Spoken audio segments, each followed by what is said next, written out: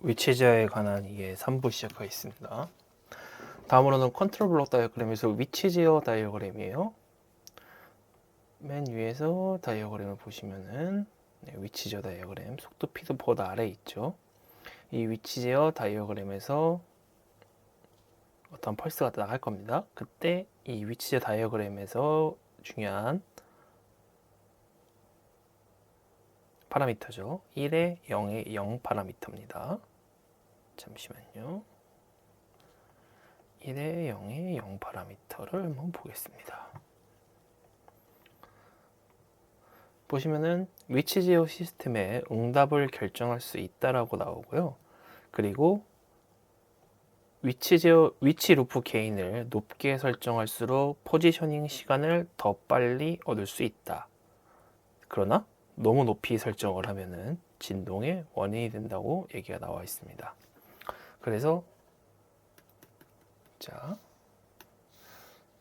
예를 들면은 지시된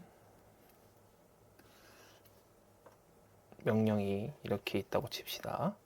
자, 그래서 그러면 지시된 명령을 따라 가겠죠? 근데 이 지시된 명령을 따라서 가지 못할 수도 있어요. 그죠? 이런 경우에 발생하는 게 뭐죠? 응답성이 느린 거죠. 이거는. 응답성이 느린 겁니다. 그때 위치 루프 게인을 높여주면 위치 제어 시스템의 응답성을 높일 수가 있어요. 단, 너무 높게 설정하면 포지션 시간을 빨리 얻을 수는 있지만 이렇게 진동의 원인이 됩니다. 이러한 진동의 원인이 그러니까 응답이 너무 높아진 거죠. 그렇기 때문에 진동의 원인이 될 수 있고 적당한 선에서 높여야 됩니다. 그래서 이 위치 루프 게인은 우리가 PID 컨트롤에서 비례 제어인, 그죠? 비례 제어기인 피해 제어기와 같은 역할을 한다고 볼 수 있습니다. 다음으로는 속도 컨트롤이에요. 벨로시티 컨트롤에서 1의 0이는 속도 루프 게인, 1의 0이는 속도 루프 적분 시정수라고 되어 있습니다. 그래서 속도 루프 게인에 보면요. 속도 루프의 응답을 결정할 수 있다 라고 얘기했는데 마찬가지로 자, 이 속도 컨트롤이죠. 속도 루프의 응답성, 속도 피드포워드와 위치 제어가 더해진 값을 펄스로 다시 받았을 때 이 속도 제어 응답성을 통해서 또 어떤 펄스 값이 나올 거예요. 그죠?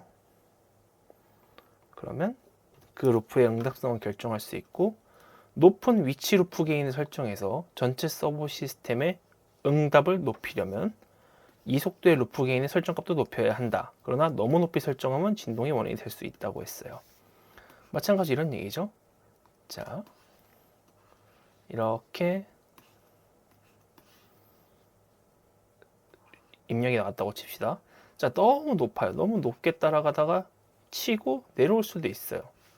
너무 높게 따라가다가 치고 내려올 수도 있어요. 그래서 이 응답성을 줄이겠다. 전체적으로 어긋나 있는 응답성을 줄이겠다 해가지고 속도 루프 게인의 응답을 높였습니다. 그래서 원만한 상태가 나올 수 있겠죠? 그렇지만 마찬가지로 너무 높게 만드니까 진동의 원인이 된다라는 결과를 보실 수가 있어요.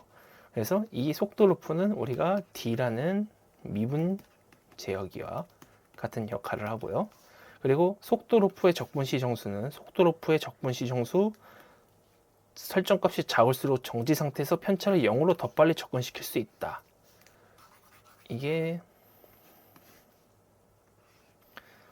그려지면은 그 모양을 따라갈 때 이렇게 언뜻 보면 따라가고 여기를 좀 더 크게 보면은 어느 정도의 오차 범위는 항상 있어요. 정상 상태 오차라고 하죠. 이 오차를 0으로 더 빨리 만들어줄 수 있는 게 바로 속도 루프 적분 시정수라고 하고요.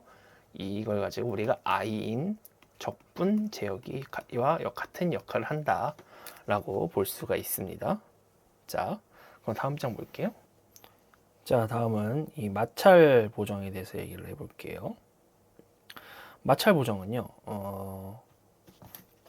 마찰 효과를 줄이기 위해서 쓴다고 얘기되어 있는데, 매뉴얼상에 보면 이런 식으로 많이 되어 있다고 되어 있어요. 세로축이 있고, 여기 뭐 특정 서버가 달려 있고요. 여기에 이렇게 추가 달릴 겁니다. 이 둘은 같은 무게라 평행을 이루고 있을 거예요.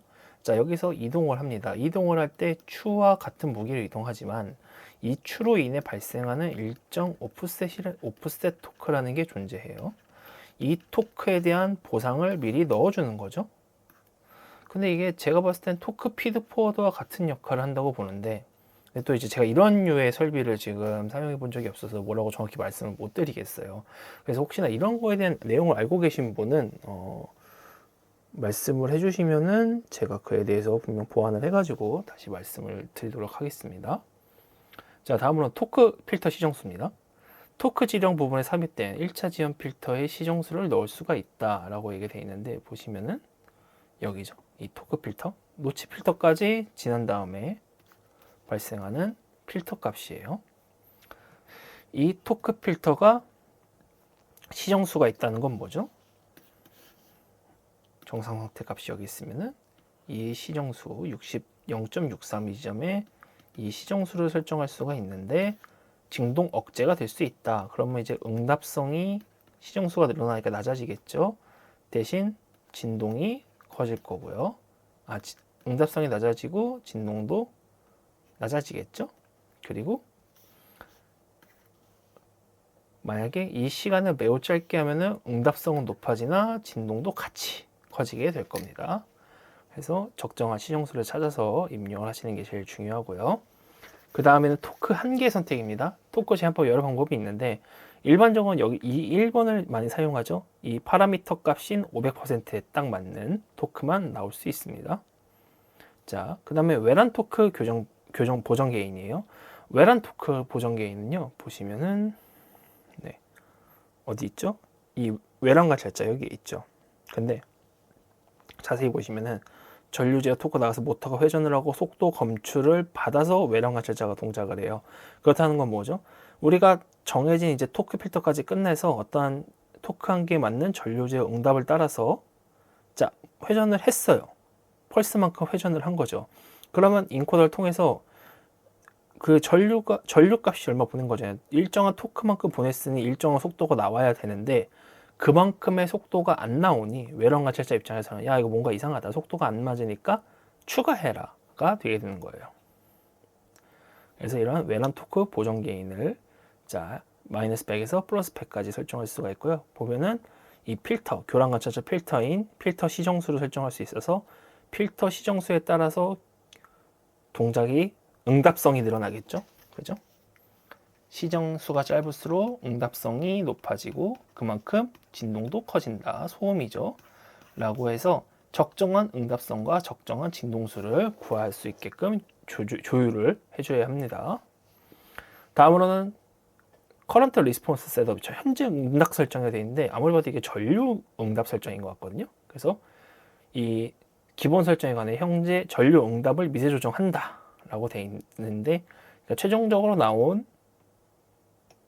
이 과정들을 거쳐서 최종적으로 나온 토크 값에 걸맞는 전류 제어 값으로 모터에 흐르기 시작할 거예요. 자, 그리고 속도 검출 필터, 마찬가지로 저역 통과 필터 시정수입니다. 그래서 설정 값이 높을수록 소음을 줄일 수 있지만 응답성이 낮아지고, 그죠? 그러나 정상 운전에는 표준 출하 설정 값인 0을 사용한다고 되어 있어요. 그래서 제가 이 속력 검출 필터도 딱히 손댄 적이 없습니다. 다음으로는 기능 확장. 이제 외란 관찰자, 속도 관찰자 쓸 거냐, 뭐 관성비 전환할 거냐, 그 다음에 전류응답 개선을 유효할 거냐, 무효할 거냐, 아날로그 토크를 패드포워드 쓸 거냐 말 거냐에 대한 비트 단위의 값이 있으니까 해당 값으로 설정하되지만 일반적으로는 0으로 되어 있습니다.